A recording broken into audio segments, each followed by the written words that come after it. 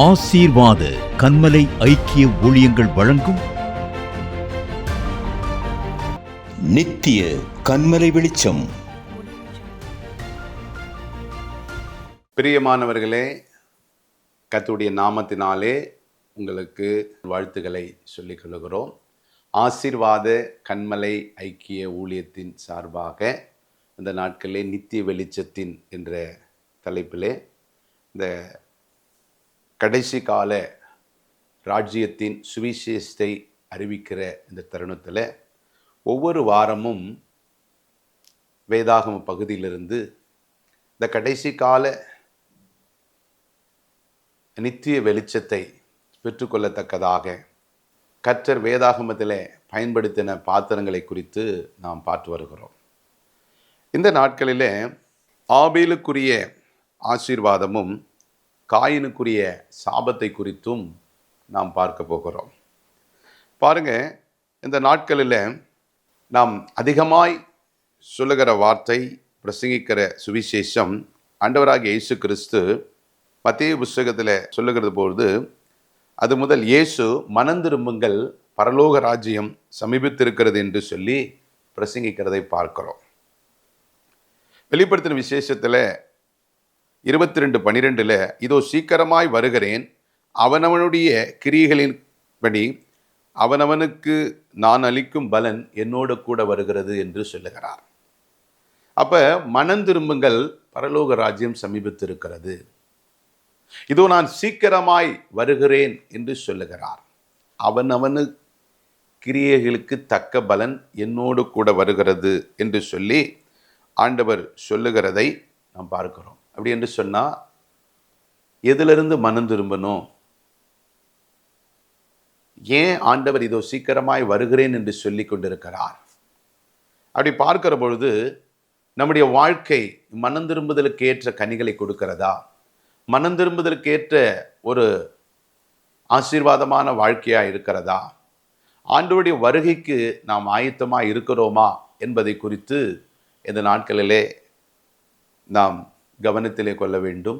ஆண்டவர் சொல்லுகிறார், இதோ சீக்கிரமாய் வரப்போகிறேன், இதோ சீக்கிரமாய் வருகிறேன் என்றெல்லாம் சொல்லி ஆண்டவர் 2026 வருடம் ஆகிறது அவர் வந்து இந்த பூமியிலே மனிதனாய், தேவ மனிதனாய் அவதரித்து நமக்காக கல்வாரி சிலுவையில் நம்முடைய பாவங்களுக்கெல்லாம், நம்முடைய அக்கிரமங்களுக்கெல்லாம் ரத்தம் சிந்தி மரித்து 3ஆம் நாள் உயிரோடு எழுந்து பரலோகத்துக்கு போய், அப்போ அவர் சீக்கிரமாய் வரப்போகிறேன்னு சொல்லி நமக்கு ஒரு எச்சரிப்பை கொடுக்கிறார். அப்போ ஆண்டவர் திரும்பவும் வந்தால் நம்மை பரலோகத்துக்கு அழைத்து கொண்டு போக வேண்டும் என்று சொன்னால், நம்முடைய வாழ்க்கை இன்றைக்கு கர்த்தர் வருகை இருக்கும் என்று சொன்னால் நாம் நிச்சயமாக அவரை எதிர்கொண்டு போவோமா? இல்லை ஒருவேளை அவர் வருகைக்கு முன்பாக மரித்துவிட்டால் அவருடைய பரிசுத்தவான்கள் பரதீசி இலைப்பாரி கொண்டிருக்கிற அந்த இடத்துக்கு போய் நாம் இலைப்பாருகிற ஒரு ஸ்தானத்தை பெறுவோமா என்பதை இன்று நாம் இந்த கடைசி நொடியிலே இருக்கிறோம். இந்த கடைசி காலத்தினுடைய நொடியிலே இருக்கிறோம். அதனால் சிந்தித்து பார்க்கிற பொழுது பாருங்க, இந்த ஆதியாகம புஸ்தகத்தில் ஆதாம் ஏவாளை குறித்து நாம் வாசித்திருக்கிறோம். இவர்கள் கர்த்தரால் சிருஷ்டிக்கப்பட்டவர், மனிதனும் மனுஷியும் இணைந்து அதனால பிறந்தவர்கள் அல்ல. கர்த்தர் தேவனுடைய சாயலாகவே இவர்கள் இருந்தவர்கள். இவர்கள் நாட்களிலே பாவம் என்ற ஒரு மரணம் இல்லை. இவர்கள் தேவனுடைய கட்டளைக்கு கீழ்ப்படியாமல் அவர்கள் செய்த கீழ்ப்படியாமையின் பாவத்தின் நிமித்தம் மரணம் என்று ஒன்று வருகிறதை நாம் அறிந்திருக்கிறோம். ஆண்டவருக்கு கீழ்ப்படியாததுனால, அவர் புசிக்க வேண்டாம் என்று சொன்ன கனியை புசித்ததனால தோட்டத்தை விட்டு வெளியேற்றப்படுகிறார்கள். அப்பொழுதுதான் அவர்கள் அதற்கு அடுத்த காரியத்திலிருந்து தான் மனுக்குலத்தை மரணம் ஆண்டு கொள்ள நினைக்கிறது. அவர்கள் பெற்றெடுத்த 2 பிள்ளைகள் தான், ஒருவர் பேர் ஆபேல், இன்னொரு பேர் காயின். அப்போ இந்த ஆபேல் காயின் 2 பேரும், ஆபேல் என்று சொன்னால் ஆசீர்வாதம், காயின் என்று சொன்னால் கசப்பு என்பதை நாம் அறிந்திருக்கிறோம். ஆதியாகமம் புஸ்தகம் 4ஆம் அதிகாரம் 2ஆம் வசனம் சொல்லுகிறது, பின்பு அவனுடைய சகோதரனாகிய ஆபேலை பெற்றால் ஆபேல் ஆடுகளை மேய்க்கிறவனானான், காயின் நிலத்தை பயிரிடுகிறவனானான். சில நாள் சென்ற பின்பு காயின் நிலத்தின் கனிகளை கர்த்தருக்கு காணிக்கையாக கொண்டு வந்தான். 4ஆம் வசனம், ஆபேலும் தன் மந்தையின் தலையீற்றுகளிலும் அவைகளில் கொழுமையானவர்களில் சிலவற்றை கொண்டு வந்தான். ஆபேலையும் அவன் காணிக்கையும் கர்த்தர் அங்கீகரித்தார். பாருங்க, காயினும் ஆபேலும் சகோதரர்கள். காயின் நிலத்தை பயிரிடுகிறவனாய் இருக்கிறான், ஆபேல் ஆடுகளை மேய்க்கிறவனாய் இருக்கிறதை நாம் இதில் வாசிக்கிறோம். இப்ப காயின் தன் நிலத்தின் கனிகளிலிருந்து கொழுமையானதை, காயின் தன் நிலத்தில் பயிரிட்ட சிலவற்றை கர்த்தருக்கென்று கொண்டு வந்து கொடுக்கிறான். ஆபேல் தன் மந்தையின் தலையீற்றுகளில் அவைகளில் கொழுமையான முதற்தரமான சிறந்ததை, முதற் பலனை கொண்டு வந்து கொடுக்கிறான். இப்ப இந்த இடத்துல ஒரு தாய் மக்கள், 2 பேரும் சகோதரர்கள். இவர்கள் 2 பேரும் அங்கே காணிக்கையை கொண்டு வருகிறார்கள். ஆபேல் தலையீற்றை கொண்டு வருகிறான், முதல் தரமானதை கொண்டு வருகிறான். காயினும் சில கனிகளை கொண்டு வருகிறான். ஆனால் ஆண்டவர் ஆபேலின் காணிக்கைகளை அங்கீகரிக்கிறார், காயின் காணிக்கைகளை கர்த்தர் அங்கீகரிக்கவில்லை.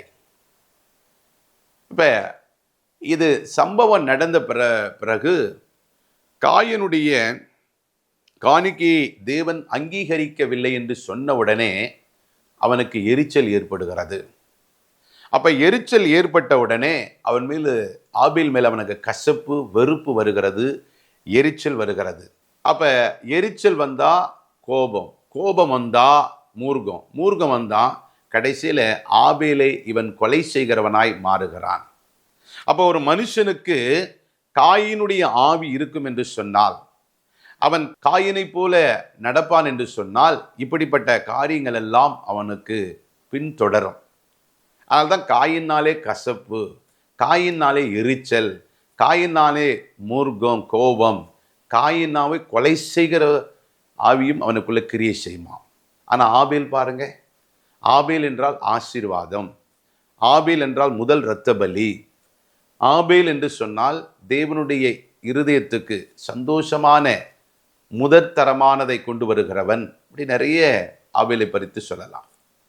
ஆனால் அந்த ஆபேல் கொண்டு வந்ததை கர்த்தர் அங்கீகரிக்கிறார், காயின் கொண்டு வந்ததை அங்கீகரிக்கவில்லை. இதை பார்த்து கொண்டிருக்கிற பிரியமானவர்களே, உங்க வாழ்க்கையில இன்றைக்கு நீங்க ரட்சிக்கப்பட்டிருக்கலாம். பாருங்க, ஒரே தாய்க்கு பிறந்த பிள்ளைகள், ஆதாமுக்கும் ஏவாளுக்கும் ஒரு தாய் தகப்பனுக்கு 2 பேரும் பிள்ளைகள் தான். ஆனா ஒரு பிள்ளையுடைய காணிக்கையை கர்த்தர் அங்கீகரிக்கிறார், இன்னொருடைய பிள்ளையுடைய காணிக்கையை கர்த்தர் அங்கீகரிக்கவில்லை. இன்னைக்கு இதை பார்த்து கொண்டிருக்கிற உங்க குடும்பத்துல 4 பேர் இருக்கிறீங்க, 2 சகோதர சகோதரிகள், இல்லை ஒரு சகோதர சகோதரி இருப்பீங்க. ஒருவரை கர்த்தர் அங்கீகரிக்கிறார், மற்றொருவரை கர்த்தர் அங்கீகரிக்கவில்லை. ஏன் கர்த்தர் அங்கீகரிக்கவில்லை? ஆபேல் கொண்டு வந்த விதமும், ஆபேல் ஆண்டவரை கொடுத்த அந்த முதல் மதிப்பும், ஆண்டவருக்கு அவன் இருதயத்திலிருந்து கொண்டு வந்த காரியங்களையும், காயின் கொண்டு வந்த காரியங்களையும் நாம் பார்க்கிற பொழுது, ஆபேலை போல நம்முடைய வாழ்க்கை எல்லாவற்றிலும், அது நீங்க ஜெப வாழ்க்கையா இருக்கலாம், இல்லை உங்க அடிப்படையான ஒவ்வொரு நாளும் தேவனோடு இருக்கிற உறவா இருக்கலாம், இல்லை கர்த்தர் ஆண்டவர் உங்களுக்கு கொடுத்த வேலையா இருக்கலாம், ஆண்டவர் உங்களுக்கு கொடுத்த கணவன் மனைவி பிள்ளைகளா இருக்கலாம், ஆண்டவர் கொடுத்த உத்தியோகமா இருக்கலாம், ஆண்டவர் உங்களுக்கு கொடுத்த தாளந்துகள், வரங்கள், கனிகளா இருக்கலாம், இல்லை ஆண்டவர் உங்களுக்கு கொடுத்த மேன்மையா இருக்கலாம். எல்லாவற்றிலும் முதல் பலனை ஆபேலை போல நீங்கள் ஆண்டவருக்கு கொண்டு வந்து பலி செலுத்துகிற பொழுது, காணிக்கையை கொடுக்கிற பொழுது கர்த்தர் அதிலே பிரியமாயிருப்பார். பிரியமானவர்களே, ஆனா காயினை பாருங்க, சிலவற்றை கொண்டு வந்தான். அப்ப சிலவற்றை கொண்டு வந்தான், ஆபேலை போல தலையீற்று அல்ல, கொழுமையானது அல்ல, உயர்ந்ததல்ல, அவனும் கொண்டு வந்தான். எனக்கு நம்முடைய வாழ்க்கையில பாருங்க, ரட்சிக்கப்பட்டிருக்கிறோம், ஞானஸ்தானம் எடுத்திருக்கிறோம், கிறிஸ்துவரா வாழ்கிறோம், சபைக்கு போகிறோம், சத்தியத்தை கேட்கிறோம். ஆனாலும் ஒரு சில பேர் 30 பலன் கொடுக்கிறார்கள், ஒரு சிலர் 60 பலன் கொடுக்கிறார்கள், ஒரு சிலர் 100 மடங்கு பலன் கொடுக்கிறார்கள். ஆனால் இது ஆபேலுடைய ஆசீர்வாதம்னு வச்சுக்கோங்க. மறுபக்கத்தில் நீங்க பார்த்தீங்கன்னா காயினை போல அவர்கள் எவ்வளவு கர்த்தருடைய வார்த்தை வசனத்தை கேட்டாலும் பாலைவனத்திலே பொழிந்த பனியைப் போலவும் பாலைவனத்திலே பொழிந்த மழையைப் போலவும் பெற்றுக்கொண்டே இருக்கிறார்கள், பலன் கொடுப்பதில்லை. ஏன்? கர்த்தருடைய வசனம் அவளுக்குள்ள கிரியை செய்வதில்லை. ஏன்னு கேட்டீங்கன்னா கசப்பு, வெறுப்பு, அருவருப்பு, முறுமுறுப்பு, கோபம், இப்படி பலவிதமான காரியங்களிலே அவர்கள் இருப்பதனால கர்த்தருடைய வசனம் அவர்களுக்குள்ள கிரியை செய்யவில்லை. அதனால தான் பாருங்க, அதிகாலை நேரத்தை முதற் பலனை கர்த்தருக்கு செலுத்த மாட்டார்கள். சபைக்கு போவாங்க, வேலைக்கு போகிற நேரத்தில் முதல் இடத்தை கர்த்தருக்கு கொடுக்க மாட்டாங்க, சம்பாத்தியத்தில் முதல் பலனை கர்த்தருக்கு செலுத்த மாட்டாங்க, தன்னுடைய குடும்பம் முதலாவது கர்த்தருக்கு என்று சொல்லி அந்த நேரத்தை கொடுக்க மாட்டாங்க. அப்ப இவர்களும் கிறிஸ்துவர்கள் தான், ஆனால் காயினை போல வாழ்ந்து கொண்டிருக்கிறார்கள். அப்ப ஆண்டவருக்கு எல்லாவற்றையும் முதல் இந்த நேரத்தை, பணத்தை, கொடுத்த தாளந்தை, குடும்பத்தை, வேலையில் உயர்வை, பணத்தை, எல்லாவற்றையும் கர்த்தர் தனக்கு கொடுத்ததை எல்லாவற்றிலும் முதற் பலனை கர்த்தருக்கு நீங்கள் செலுத்த வேண்டும். அதான் ஆபேலினுடைய ஆசீர்வாதம். ஆனால் காயினை போல எல்லாவற்றையும் பெற்று ஏதோ ஒரு நேரத்தை கொடுத்தோம், டைம் கிடைச்சா கொடுப்போம், இல்லைன்னா நம்ம உலகத்துக்கு வேலை, எனக்கு நேரம் இல்லை, நான் பிஸி, நான் அப்படி இப்படின்னு சொல்லி போனீங்கன்னா கொஞ்ச நாளில் உங்களுக்குள்ள எரிச்சல், முறுமுறுப்பு, கசப்பு, கோபம், ஏன்னா நீங்கள் நினைக்கிறது நடக்காத பொழுது உங்களுடைய ஆசீர்வாதத்துக்கு இல்லை உங்கள் இச்சைக்கு இல்லை நீங்கள் விரும்புகிற காரியத்துக்கு குறுக்கே வருகிற பொழுது சொல்லினால கொலை செய்வீர்கள். இன்னும் சொத்துக்காக எத்தனையோ கிறிஸ்துவ சகோதரர்கள், எத்தனையோ ஆண்டவரை அறியாதவங்க ஒரு கட்டத்துக்கு மேலே போய் ஒரு வாய்க்கா வரப்பு தகராறுக்கு பாருங்க எத்தனை கொலைகள் செய்யப்படுகிறார்கள். ஒரு அடி நிலத்துக்காக பாருங்க எத்தனை பேர் அடித்து இரத்த காயம் ஏற்படுகிறது. ஒரு சின்ன காரியத்துக்கு பாருங்க எவ்வளவு பழி வாங்குகிறார்கள். இதெல்லாம் காயினுடைய சாபம், காயின் மேல் இருக்கிற அந்த சாபமான காரியம்.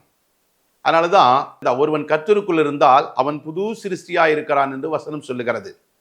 அப்ப நீங்க ஆபேலை போல கர்த்தரோடு உங்களுக்கு ஐக்கியம் இருந்ததுன்னா நீங்க எல்லாவற்றிலும் கர்த்தருக்கு முதல் பலனை கொடுப்பீர்கள். பாருங்க, கர்த்தர் நீங்க சந்திச்சுங்க, உங்களுக்கு உங்க அப்பா அம்மா கிறிஸ்துவராக இருந்திருக்க மாட்டாங்க, நீங்க தான் முதல் தலைமுறை கிறிஸ்துவர்களாக இருப்பீங்க. இல்லை ஒருவேளை நீங்க புறஜாதியிலிருந்து வந்திருப்பீங்க, ஆண்டவர் உங்களுக்காகவும் ரத்தம் சிந்தி மரித்து மூன்றாம் நாள் உயிரோடு எழுந்தார். இதை நீங்க பெற்றுக்கொண்டீங்க. யாரோ ஒருத்தர் உங்களுக்கு சொன்னதுனால தான் இன்னைக்கு நீங்க ரட்சிக்கப்பட்டு ஞானஸ்தானம் பெற்றவுடைய பிள்ளையா இருக்கிறீங்க. ஆனா அதோட நீங்க மறந்துட்டீங்களே, காயின் மறந்துட்டானே. ஆனா ஆபேல் பாருங்க எல்லாவற்றிலும் முதல் தரத்தை கொடுத்தது போல நீங்களும் நானும் கர்த்தர் கொடுத்த அந்த ரட்சிப்பை, அதுதான் பரிசுத்த பவுல் சொல்லுகிற பொழுது சொல்லுகிறார், ஏன்னா சுவிசேஷம் என் மேல் விழுந்த கடமை மாத்திரம் இல்லைங்க, நாம் தேவனுக்கு கடன் பட்டிருக்கிறோம். ஏன் தெரியுமா? அவருடைய ஜீவனை கொடுத்து ரத்தத்தை சிந்தி நம்மளை மீட்டெடுத்து இருக்கிறார். ஒரு கவர்மெண்ட்ல ஒரு 10,000 ரூபா லோன் கொடுத்துட்டாங்கன்னா யாருக்கிட்ட நீங்க ஒரு 100 ரூபாய் கடன் வாங்கிட்டீங்கன்னா கடங்காரன்னு சொல்றான். ஆனா ஆண்டவர் உங்களுக்காக எனக்காக ஜீவனையே கொடுத்திருக்கிறார். அப்ப அந்த ஜீவாதிபதிக்கு நாம் காலமெல்லாம் நன்றி உள்ளவர்களாக இருக்க வேண்டும். அப்ப என்ன பண்ணணும்? இது கடைசி காலம், நீங்க எல்லா இடத்துலையும் போகணும், மனம் திரும்புங்க, பரலோகராஜ்யம் சமீபமாய் இருக்கிறது, இதோ கர்த்தர் சீக்கிரமாய் வரப்போகிறார். முதலாவது வந்தார், நம்முடைய பாவத்தை எல்லாம் மன்னித்தார். யாரெல்லாம் அவளை அறிக்கை செய்தார்களோ, யாரெல்லாம் அவரை நம்பினாங்களோ, யாரெல்லாம் விசுவாசித்தாங்களோ அவளை கர்த்தர் ரட்சித்து அனுதினமும் சபையிலே சேர்த்து கொண்டு வந்தார். நீங்களும் நானும் போய் சுவிசேஷத்தை, கடைசி காலத்தில் ரட்சிப்பின் சுவிசேஷத்தையும் ராஜ்யத்தின் சுவிசேஷத்தையும் பிரசங்கிக்க வேண்டும். அப்பொழுதுதான் ஆபேலை போல நீங்களும் நானும் சாட்சியுள்ளவர்களாய் வாழ முடியும். ஏன்னா எபிரேய புஸ்தகத்தில் சொல்லுகிற பொழுது மேகம் போன்ற திரளான சாட்சிகளை குறித்த அந்த விசுவாச வீரர் பட்டியலில் ஆபேல் பேர் இருக்கிறது, ஆனால் காயின் பேர் கிடையாது. அது மாதிரி தான் இன்றைக்கு பார்த்து கொண்டிருக்கிற அருமையான தேவனுடைய பிள்ளைகளே, தேவனுடைய ஊழியம் செய்கிறவர்களே, இன்றைக்கு நீங்கள் யாராக இருந்தாலும் உங்களுடைய வாழ்வு ஆபேலை போல இருக்கிறதா இல்லை காயினை போல இருக்கிறதா? ஆபேலை குறித்து இந்த அதிகாரத்தில் 2 வசனம் தான் இருக்கும். ஆனால் காயின் பாருங்க, காயினுடைய காரியத்தை பார்க்கிற பொழுது ஆதியாகம புஸ்தகம் 4ஆம் அதிகாரம் 6ஆம் வசனம் இப்படியாய் சொல்லுகிறது, அப்பொழுது கர்த்தர் காயினை நோக்கி, உனக்கு ஏன் எரிச்சல் உண்டாயிற்று? உன் முகநாடி ஏன் வேறுபட்டது? நீ நன்மை செய்தால் மேன்மை இல்லையோ? நீ நன்மை செய்யாதிருந்தால் பாவம் வாசற்படியிலே படுத்திருக்கும். அவன் ஆசை உன்னை பற்றி இருக்கும், நீ அவனை ஆண்டு கொள்ளுவாய் என்றார். பாருங்க, நீ நன்மை செய்தாய், உனக்கு மேன்மை இல்லையோ? உனக்கு ஏன் எரிச்சல் உண்டாகிறது? ஏன் முகநாடி வேறுபடுகிறது? பொறாம வந்தா எரிச்சல் உண்டாகும். எரிச்சல் வந்தா முகநாடி வேறுபடும். முகநாடி வேறுபட்டு மூர்க்கம் வந்தா சவுலுக்கு இருந்த பொல்லாத ஆவி காயின் மேல இருந்திருக்கிறது. பாருங்க, தாவீதின் மேல சவுலுக்கு அந்த பொல்லாத ஆவி வருகிற பொழுதுலாம் தாவீது அந்த கிண்ணறத்தை எடுத்து வாசிப்பார். அப்ப அந்த பொல்லாத ஆவி மூர்க்கமாய் வருகிற பொழுது சவுல் அந்த ஈட்டியை எடுத்து தாவீதை உருவ குத்த பார்ப்பார். தாவீது ஒதுங்கி விடுவார். அப்பொழுது அந்த கிண்ணறத்தினாலே வாசிக்கிற பொழுது அவனுக்கு அந்த ஆவி போய் விடுதலை ஆகி சந்தோஷமா இருப்பான் சவுல். அப்ப காயினை போல உங்க வாழ்க்கை கர்த்தருக்கென்று முதல் தரத்தை நீங்கள் கொடுக்காம நல்ல நேரத்தை கொடுத்து கர்த்தருக்கு சாட்சியாய் வாழ்கிறத பார்க்கிற பொழுது காயினை போல நீங்கள் இருப்பீர்கள் என்று சொன்னால் உங்களுக்கு எரிச்சல் வரும். ஏன்னா அவங்க கர்த்தருக்கு கீழ்ப்படிஞ்சிருக்கிறாங்க, அவங்க கர்த்தருக்கு உண்மையா இருக்கிறாங்க, கர்த்தருக்கு ஊழியம் செய்கிறாங்க, கர்த்தர் தனக்கு கொடுத்த எல்லாவற்றையும் முதல் பலனை செலுத்துறாங்க. ஆனா உங்களுக்கு செலுத்தணும்னு எண்ணம் வராது. ஆனா அவங்கள பார்த்தா பொறாம வரும். யாரை பார்த்தா? ஆபேலை போல. கர்த்தருக்கு பிரியமானவர்களை, கர்த்தருக்கென்று உண்மையா இருக்கிறவர்களை பார்த்தா காயினை போல நீங்கள் இருப்பீர்கள் என்று சொன்னால் அந்த ஆவி உங்களுக்குள்ள கிரியை செய்கிற பொழுது எரிச்சல், கோபம் வரும். அது கொலையிலே கூட போய் முடியும். அதனால ஏனென்று சொன்னால் இன்றைக்கு நீங்கள் காயினை போல வாழ்ந்து கொண்டிருப்பீர்கள் என்று சொன்னால் கர்த்தருடைய வருகையிலே நீங்கள் போக முடியாது. காயினை போல முகநாடி வேறுபடும் என்று சொன்னால், காயினை போல இன்றைக்கு உங்களுக்கு மூர்க்கம் வெறிகொண்டிருக்கும் என்று சொன்னால், காயினை போல பொறாமை வரும் என்று சொன்னால் நீங்கள் கர்த்தருடைய சமாதானத்துக்குள்ளே பிரவேசிக்க முடியாது. அதுதான் ஆண்டவர் இன்றைக்கு இதை கேட்டுக்கொண்டிருக்கிற உங்களை பார்த்து சொல்லுகிறார், உடைய வாழ்க்கை காயினா இருக்கிறதா? ஏனென்று சொன்னால் அது இன்றைக்கு ஒரு நாள் மாத்திரம் அல்ல. ஏன்னா பாருங்க, ஆண்டவர் காயினோடு பேசுகிற பொழுது, நீ நன்மை செய்தால் மேன்மை இல்லையோ? நீ நன்மை செய்யாதிருந்தால் பாவம் வாசற்படியில படுத்திருக்குமா? நீ நன்மை செய்யாம இருந்தா பாவம் எங்க இருக்குமா? வாசப்படியில படுத்திருக்குமா? வாசற்படினா நம்ம வீட்டுக்கு இருக்கிற வெளியில வாசப்படி மாத்திரம் இல்லைங்க, நம்முடைய வாய் தான் வாசப்படி. அதுல நாவு பாவத்தை போல படுத்திருக்கும். நீ நன்மை செய்தா அந்த வாயின் வார்த்தை ஆசீர்வாதமா இருக்கும். நீ தீமை செய்தா, நன்மை ஒரு இடத்துல இல்லைன்னு சொன்ன உடனே தீமை உள்ள வந்துருச்சுன்னா பாவம் உனக்குள்ள வந்துடும். அப்ப காயினுடைய ஆவி உனக்குள்ள வருகிற பொழுது நீ கர்த்தரை பார்க்க முடியாது. ஏனென்று சொன்னால் உனக்குள்ள இருள் மாத்திரம் அல்ல, காரிருள் மூடிவிடும். காரிருள் மூடி வந்தா எப்படி இருப்பாங்களாம் பாருங்க. 9ஆம் வசனம் சொல்லுகிறது, கர்த்தர் காயினை நோக்கி, உன் சகோதரனாக ஆபேல் எங்கே என்றார். அதற்கு அவன், நான் அறியேன், என் சகோதரனுக்கு நான் காவலாளியோ என்றான். காயின் தன் சகோதரனாகி ஆபேலோடு பேசினான். அவர்கள் வயல்வெளியில் இருக்கும் சமயத்தில் காயின் தன் சகோதரனை ஆபேலுக்கு விரோதமாய் எழும்பி அவனை கொலை செய்தான். கர்த்தர் கேட்கிறார், அவன் சகோதரன் எங்கே என்று கேட்கிறார். கேட்டது மாத்திரமல்ல, அதற்கு அவர், என்ன செய்தாய்? உன் சகோதரனுடைய இரத்தத்தின் சத்தம் பூமியிலிருந்து என்னை நோக்கி கூப்பிடுதே. நான் என்ன ஆண்டவரே, அவனை காவலாளி, அவன் எங்கே போனான்னு எனக்கு தெரியாது. ஆண்டவர் சொல்றார், கண்டுபிடிச்சிட்டார். ஆண்டவருக்கு தெரியாதா? ஆண்டவர் சொல்றார், இவன் சகோதரனை கொலை செஞ்சிருக்கிற, அவன் ரத்தம் என்னை நோக்கி கூப்பிடுது. இன்றைக்கு உடைய வாழ்க்கையில அன்றைக்கு அவன் ஒரு ஆயுதத்தினால, அது ஏதோ ஒரு விதத்துல அவனை கொலை செய்திருக்கிறான். இன்றைக்கு காயினை போல கர்த்தருக்கு நேரம் கொடுக்காம, கர்த்தரோடு உறவு இல்லாம, கர்த்தருக்கு முதற் பலனாய் நம்ம கொடுக்க வேண்டிய எல்லா விதமான முதற் பலனை கொண்டு போய், நேரம், நம்ம கொடுத்த தாளந்துகள், வரங்கள், அழைப்புகள், இன்னும் நம்முடைய குடும்பம், நம்ம கொடுத்த வேலை, நம்ம கொடுத்த பணம், நம்ம கொடுத்த நேரம், நம்ம போய் சுவிசேஷம் அறிவிக்காத காரியம், ஜெப நேரம், இது எதையுமே செலுத்தாம ஒருத்தர் ஒரு சாதாரண ஒரு பேரளவுக்கு கிறிஸ்தவனா, ஒரு அடையாள கிறிஸ்தவனா, ஒரு ஞாயிறு கிறிஸ்தவனா இருந்தா உனக்குள்ள காயின் ஆவி தான் கிரியை செய்யும். நீ எல்லாவற்றிலும் தேவனுக்கு ஆபேல் செலுத்துறது போல தலையீற்றை, முதற் பலனை கொண்டு வந்து பலி செலுத்துகிற பொழுது கர்த்தர் அதிலே மகிமைப்படுவார். அது சுகந்த வாசனையாய் இருக்கும். அப்பொழுது உன்னை குறித்து சாட்சி நன்றாக வெளிவரும். பாருங்க, இந்த காயினுடைய வாழ்க்கை அப்படி இல்லை. அதனாலதான் இப்பொழுது உன் சகோதரனுடைய இரத்தத்தை உன் கையிலே வாங்கிக் கொள்ள தன் வாயை திறந்த இந்த பூமியிலே நீ சபிக்கப்பட்டிருப்பாய் என்று கர்த்தர் சொல்லுகிறார். அப்ப உனக்கு கசப்பு வந்தா, மூர்க்கம் வந்தா, இன்னும் பொறாமை வந்தா, எரிச்சல் வந்தா, கொலைகாரனாய் மாறுகிற பொழுது, உன் மேல காரில் வருகிற பொழுது, உன்னுடைய வெளிச்சம் நீங்கி இருள் வருகிற பொழுது, பாவம் உன்னிலே படுத்திருக்கிற பொழுது நீ சபிக்கப்பட்டிருப்பாய்.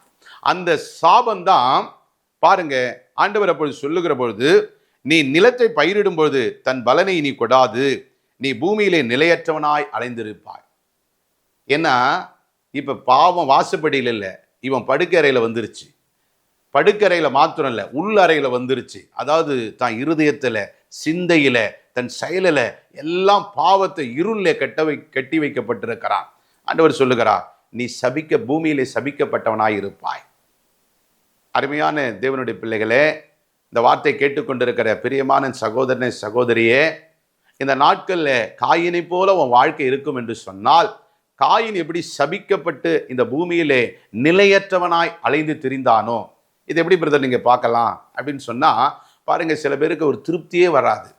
நிலையற்றவனாய் அலைந்து திரிவான். எந்த வேலையும் ஒழுங்கா இருக்க மாட்டான், எந்த ஒரு தொழிலும் ஒழுங்கா செய்ய மாட்டான், எந்த ஒரு காரியத்திலும் அவனுக்கு திருப்திப்படுத்த முடியாது, எந்த ஒரு ஊழியத்திலையும் அவன் இருக்க மாட்டான். நிலையற்றவனா இங்கே அங்க மாறி மாறி அவனால ஒரு காரியத்தையும் ஒழுங்கா செய்ய முடியாது, அவர்களால் ஒரு காரியத்தையும் செய்ய முடியாது. இன்னைக்கு உன் வாழ்க்கை அப்படி இருக்கிறதா? காயினை போல நீ அலைந்து திரிகிறவனா இருப்பா. ஆண்டவர்கிட்ட இன்னைக்கு நீ ஒப்பு கொடு. ஆண்டவரே, காயினை போல என் வாழ்க்கை இருக்கக்கூடாது. ஏன் உனக்கு திருப்தி இல்லை? ஏன் கொஞ்சத்தில் உன்னால் திருப்தி அடைய முடியல? ஏன் எப்போ பார்த்தாலும் குற்றப்படுத்தி கொண்டு இருக்கிறா? எப்போ பார்த்தாலும் கோபம், எப்போ பார்த்தாலும் ஒரு சாட்டிஸ்ஃபைடு கிடையாது, எப்போ பார்த்தாலும் யாரையாவது தூற்றி கொண்டு, எதுலையுமே உனக்கு யாரை பார்த்தாலும் பொறாம, யாருடைய உயர்வை பார்த்தாலும் உன்னால் பொறுத்து கொள்ள முடியல, யாரையும் பாராட்ட முடியல, கர்த்தருடைய சமூகத்தில் உனக்கு போக முடியல, எனக்கு நேரம் இல்லை, அது இல்லை இது இல்லைன்னு சொல்றேன்னா, உனக்குள்ள இந்த காயின் ஆவி இந்த கிரியை செய்யுதுன்ற அர்த்தம். அதனால ஆண்டவர்கிட்ட ஒப்பு கொடுத்து, ஆண்டவர் இந்த காயின் ஆவி எனக்கு வேண்டாம் ஆண்டவரே, எனக்கு ஆபேலை போல என்னை அங்கீகரிங்க ஆண்டவரே அப்படின்னு சொல்லி நீங்க கர்த்தர்கிட்ட சொல்லணும். ஏன் தெரியுமா? காயின் மேலே ஆண்டவர் சொல்லுகிற பொழுது ஆதியாகமம் 4ஆம் அதிகாரத்தில் 13ஆம் வசனம் சொல்லுகிறது, அப்பொழுது காயின் கர்த்தரை நோக்கி, எனக்கு இட்ட இந்த தண்டனையை என்னால் சகிக்க முடியாது, இன்று என்னை இந்த தேசத்திலிருந்து துரத்தி விடுகிறீர், நான் உமது சமூகத்திலிருந்து விலகி மறைந்து பூமியில் நிலையற்றவனாய் அலைகிறவனாய் இருப்பேன், என்னை கண்டுபிடிக்கிற எவனும் என்னை கொன்று போடுவானே என்று சொன்னார். என்னால் தாங்க முடியாத ஆண்டவரே, இப்போ ஆண்டவர் இப்படிப்பட்ட நீ இப்படிலாம் இருப்ப, இந்த குணாதிசயத்தில் இருந்தேன்னா நீ இப்படிப்பட்டவனா இருப்ப, இந்த பூமியிலே நீ நிலையற்றவனா இருப்பாய். அப்போ அதை கேட்ட உடனே அவனால் தாங்க முடியலை, என்னால் முடியாது, என்னை தயவு செய்து எனக்கு இது என்ன பண்ணிருங்க, விட்ரா பண்ணிருங்க, ஏன்னா என்னை பார்க்குறவங்களாம் என்னை கொன்று போடுவானே அப்படின்னு சொல்லுகிறதை நாம் பார்க்கிறோம். அப்போ அதனால தான் பார்த்தீங்கன்னா நிறைய இந்த பாவத்துக்குள்ள அடிமைத்தனத்தில் நிறைய பாருங்க, இந்த அரசியல்வாதிகளில் தொழில் போட்டி பொறாமையில செய்கிறவங்க, அதே மாதிரி பார்த்தீங்கன்னா சில ரவுடிங்க, கட்ட பஞ்சாயத்து செய்கிறவங்க, இப்படி சமூக விரோத செயல் செய்கிறவங்கெல்லாம் பார்த்தீங்கன்னா நிறைய பேர் எவன் தன்னை அடுத்தது, ஏன்னா ஒருத்தவன் கத்தி எடுத்தால் கத்தியால தான் அவனுக்கு மரணம் உண்டாகும், ஒருவன் ரத்தம் சிந்தினால் அந்த ரத்தமே அவனை பழிவாங்கும் என்று சொல்லப்படுகிறது. அப்ப இன்றைக்கு அவர்கள் அந்த ஆயுதத்தினாலே கொலை செய்து இரத்தப்பழி வருகிறது என்று சொன்னார். இன்றைக்கு அநேகர் சொல்லினாலே, சிந்தையிலே, சொல்லே ஆயுதமாய் பயன்படுத்தி நம்முடைய காயினை போல இருக்கிற அநேகருடைய வாழ்க்கையில அந்த வாயிலிருந்து வருகிற வார்த்தை, ஒரு மனிதனுடைய அந்த நாவிலிருந்து வருகிற அந்த விஷம் கக்கிக்கிற பாம்பின் விஷம் போன்று இருக்கிற தீ கொளுத்துகிற நாவின் சக்கரமாய் இருக்கிற அந்த வார்த்தை அநேகர் உடைத்திடும், பிரித்திடும். சில பேர் இந்த உலகத்தை விட்டே போகிற அளவுக்கு கடுமையான வார்த்தைகளை பிரயோகிப்பார்கள். பாருங்க, அப்பேற்பட்ட விஷம், அப்பேற்பட்ட தீ கொளுத்துகிற சக்கரம் அவன் வாயிலே இருக்கிறது. அதனாலதான் அவனுக்கு ஒரு திருப்தி இல்லாம ஒரு வாழ்க்கை. இன்றைக்கு உன் வாழ்க்கையில நீ பேசுகிற 10 வார்த்தையில எத்தனை வார்த்தை ஆசீர்வாதமா இருக்குது, சமாதானமா இருக்குது, மற்றவங்களை உன்னோடு சேர்ந்து நீ அவங்களோட சந்தோஷமா இருக்க முடியுது. இல்லை, நான் எடுத்ததுக்கெல்லாம் குற்றம் சுமத்துறேன், எடுத்ததுக்கெல்லாம் எனக்கு கசப்பா இருக்குது, ஒருத்தர் செஞ்சா எனக்கு எரிச்சலா இருக்குது, ஒருத்தரோட நான் சமாதானமா இல்லைனா, இன்னைக்கு நீ காயினோடு குடியிருக்கிறாய். காயினுடைய ஆவி உன்னை அழித்து பிடித்து வைத்திருக்கிறது. அதிலிருந்து நீ விடுதலை ஆக வேண்டும், நீங்கள் விடுதலை ஆக வேண்டும். ஏன்னா இது ஆண்டவர் சொல்லுகிற பொழுது 15வது வசனத்துல, அப்பொழுது கர்த்தர் அவனை நோக்கி, காயினை கொல்லுகிற எவனும் மேலும் 7 பழி சுமரும் என்று சொல்லி, காயினை கண்டுபிடிக்கிற எவனும் அவனை கொன்று போடாதபடிக்கு கர்த்தர் என் மேல் ஒரு அடையாளத்தை போட்டார் என்று சொல்லி. அப்ப சொல்றாங்க பாத்தீங்களா, 7 ஜென்மத்துக்கும் ஒரு மனுஷனுக்கு கர்த்தர் விரும்புகிற 6, அவர் அருவருக்கிற அந்த 7 காரியங்களிலிருந்து நாம் விலக்கப்பட வேண்டும். இல்லை என்று சொன்னா உலக வழக்கில் சொல்லுவாங்க, ஒருத்தனுக்கு 7 பிடிச்சிருச்சுன்னா அவன் வாழ்க்கை அவ்வளவுதான் சொல்லி. இப்படிப்பட்ட பாவங்கள் எல்லாம் கர்த்தர் அருவருக்கிற. ஏன்னா நாம் ஜோடிக்கப்பட்ட வீடாயிருந்து நம்ம ரட்சிக்கப்பட்டு கர்த்தரை அறிந்து அவருடைய சுவிசேஷ அவருடைய வருகையை அவருடைய மனம் திரும்ப அவர் நமக்கு சொன்ன இந்த பாவத்துக்கு மனம் திரும்புதலை குறித்து சொல்லாமல், அவர் வரப்போகிற ராஜ்யத்தை குறித்து எச்சரிக்காமல், கர்த்தருடைய வருகைக்கு ஆயத்தமாகாம உங்களுக்கும் எனக்கும் கொடுத்த அந்த ரட்சிப்பை நாம் மற்றவர்களுக்கு சொல்லாமல் இருப்போம் என்று சொன்னால், எப்படி இந்த காயின் மேல 7 பழி சுமருகிறதோ அதே மாதிரி நியாய தீர்ப்பு நாட்களிலே நீங்களும் நானும் பதில் சொல்ல வேண்டியது இருக்கும்.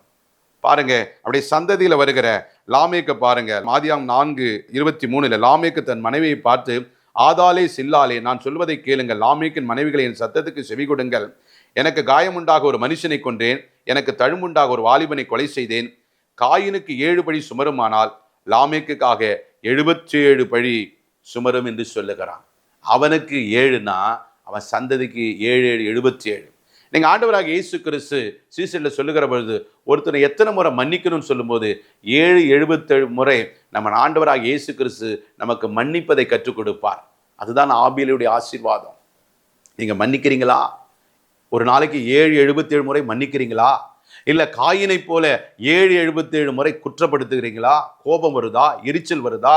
பொறாமை வருதா? மூர்க்கம் வருகிறதா? அப்ப இந்த காயின் ஆவி உங்களுக்கு வேண்டாம். ஆண்டவர்கிட்ட நீங்க ஒப்பு கொடுங்க. ஆண்டவரே, ஆபேலை போல மாறணும்.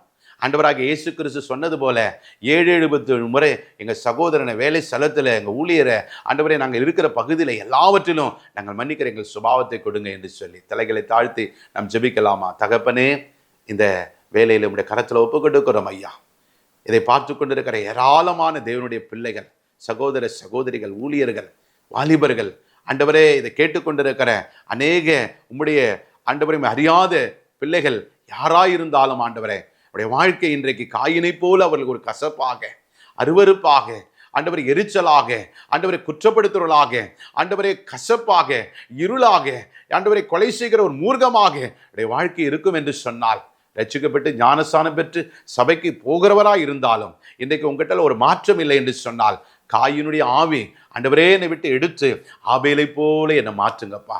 ஆண்டவராகிய இயேசு கிறிஸ்துவை போல நான் மன்னிக்கிற ஒரு சுபாவமாக, ஆண்டவரே நீர் எனக்கு மன்னிப்பை கொடுத்தது போல அநேகளுக்கு மன்னிப்பு குறித்து நாங்கள் பிரசங்கிக்க, சுவிசேஷமாய் அறிவிக்க, இதோ நீ வரப்போகிற ராஜ்யத்தை குறித்து நாங்கள் ஆண்டவரே அநேக இந்த கடைசி கால சுவிசேஷத்தை குறித்து, ராஜ்யத்தின் சுவிசேஷக்குரிய அறிவிக்க எனக்கு கிருபை பாராட்டுங்க ஆண்டவரே. எனக்காக நீர் கல்வாரி சிலுவையில் ரத்தம் சிந்தி மரித்து 3ஆம் நாள் உயிரோடு எழுந்தவர, இவர்களுக்காகவும் இன்னும் எங்க தேசம் பெரிதாயிருக்கிறதப்பா, பட்டணம் பெரிதாயிருக்கிறது, விளைச்சல் அதிகமாயிருக்கிறது ஆண்டவரே, அறுப்பு மிகுதி, ஆட்களோ நாங்கள் கொஞ்சமாயிருக்கிறோம். எனக்கு ஆபேலை போல நல்ல ஒரு இரத்த சாட்சியா இருந்தாலும் எல்லாவற்றிலும் நான் கர்த்தருக்கு நாங்கள் முதல் பலனை செலுத்தணும் அப்பா.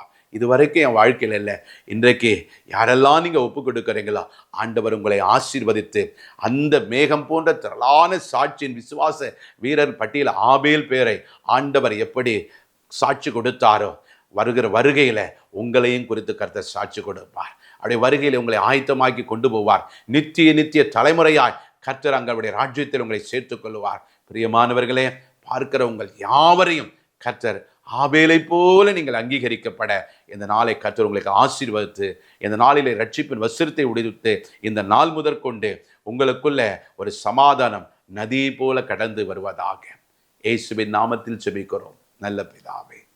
ஆமே ஆமே. God bless you. கர்த்தர் உங்களை ஆசீர்வதிப்பார். கர்த்தருடைய நாமத்துக்கு மகிமை உண்டாவதாக. அன்பிற்குரியவர்களே, உங்கள் ஜெப தேவைகளுக்கும் மேலும் ஆலோசனைகளுக்கும் எங்களோடு நீங்கள் தொடர்பு கொள்ள எங்கள் முகவரி ஆசீர்வாத கன்மலை ஐக்கிய ஊழியங்கள், பிளாட் எண் 20, 3வது மாடி, ஜானகி நகர், அனெக்ஸ், காட்டுப்பாக்கம், சென்னை 56.